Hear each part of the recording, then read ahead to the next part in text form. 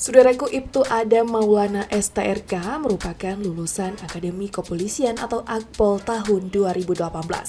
Baru-baru ini ia dipromosikan menjadi Kasat Reserse Narkoba Polres Aceh Tenggara.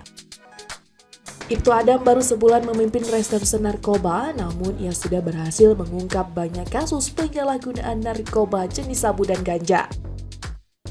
Barang bukti jenis ganja diamankan mencapai 2 kg dari sejumlah kasus. Kemudian, sabu sekitar 1.500 gram atau 1,5 ons. Pria kelahiran Langsa 26 Agustus 1993 itu mengikuti Sertijab pada 20 Februari 2023. Sertijab itu dipimpin langsung oleh Kapolres Aceh Tenggara AKBP Raden Doni Sumarsono, SIK MH.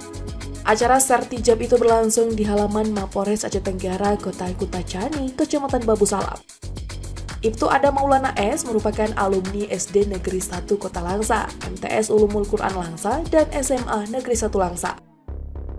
Pria berbadan tegap sawo matang ini anak dari AKBP Purnawirawan Jupriyadi SMSI, sedangkan ibu kandungnya bernama Yuniarti. Ibtu Adam menikah dengan Halveina Novitri. Kini sudah dikaruniai anak yang diberi nama M. Ravandra Maulana. Sebelum dipromosikan menjadi Kasat Narkoba, Ibtu Adam pernah dipercayakan sebagai KBO Reskrim Polres Aceh Jaya.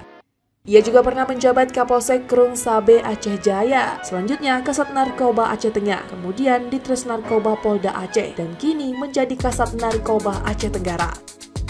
Dalam waktu yang singkat, ia sudah berhasil menangkap 20 tersangka penyalahgunaan narkoba di bumi sepakat segenap. Ia juga berjanji akan menuntaskan penyalahgunaan narkoba di bumi sepakat demi menyelamatkan generasi di Aceh Tenggara, umumnya di Aceh.